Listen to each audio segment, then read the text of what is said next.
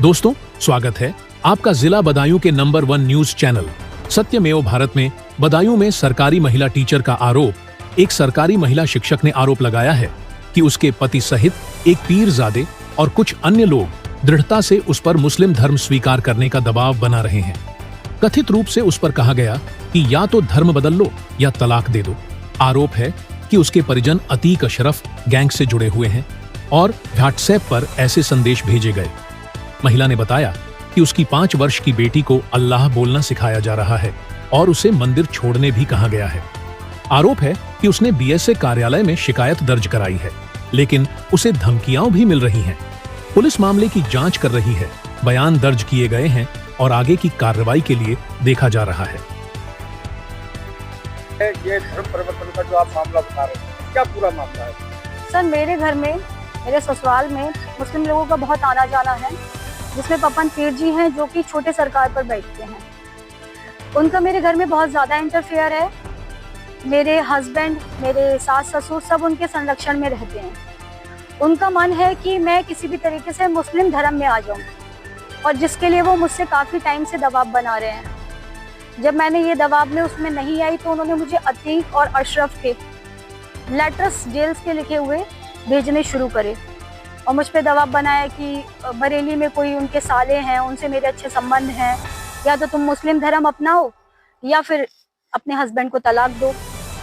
पिछले 1.5 साल से मेरे पति और मेरे सास ससुर किसी भी कांटेक्ट में नहीं है और वो लोग घर छोड़ के गए हुए हैं, जिस वजह से वो मुझे बार बार ये चीज़ चलते फिरते या आते जाते धमकियाँ देते हैं कि या तो तुम मुस्लिम धर्म अपनाओ या फिर उसे तलाक दो।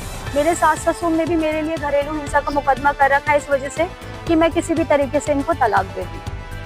तो बहन जी, क्या आपके जो ससुर हैं और आपके जो हस्बैंड हैं जी, वो मुस्लिम धर्म को अपना चुके हैं? इस पीर ने उनका धर्म परिवर्तन करा दिया है? जी हाँ, वो मुस्लिम धर्म को अपना चुके हैं। 1.5 साल से वो लोग कांटेक्ट में नहीं है, लेकिन मुझे पता भी चलता है क्योंकि मैं चुपचाप जैसे चेक करने के लिए कि वो कहाँ हैं, उनके घर पे जाती हूँ। कभी पपन पीर जी के घर पे गई तो मैंने देखा कि वो वहाँ पे बैठे हुए नमाज पढ़ रहे थे। मेरी बेटी को भी उन्होंने अल्लाह अल्लाह बोलना सिखाया और बोला कि मंदिर में कुछ नहीं रखा है, पूजा में कुछ नहीं रखा है, एक ही अल्लाह होता है यहाँ पे, और यहाँ पे इतने सारी देवी देवता होते हैं, किसको पूजेंगे, क्या करेंगे।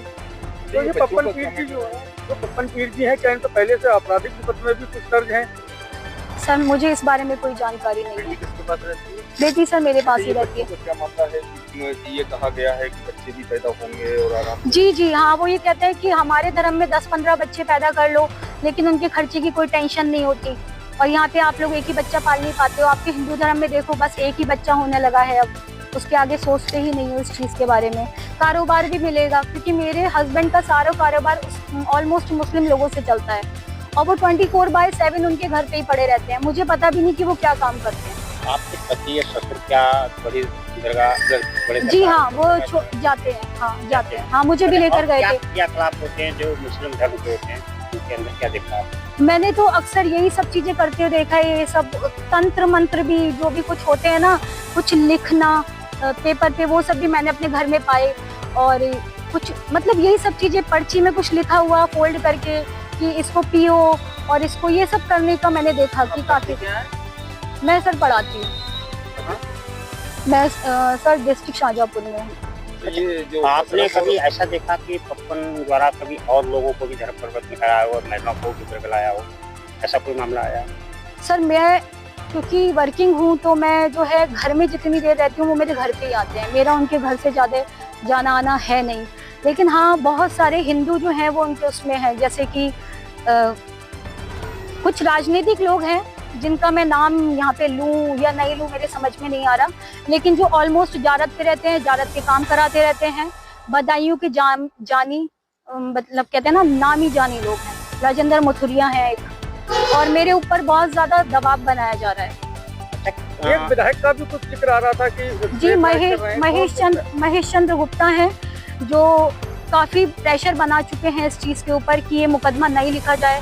और अभी भी मैं बहुत ज्यादा राजनीतिक दबाव में हूँ और मुझे नहीं पता कि मुझे इंसाफ मिलेगा नहीं मिलेगा, बट मैं लड़ूंगी, मैं इस चीज के लिए लड़ूंगी। पुलिस के पास आप गई, पुलिस का इस पूरे मामले पर क्या कहना है?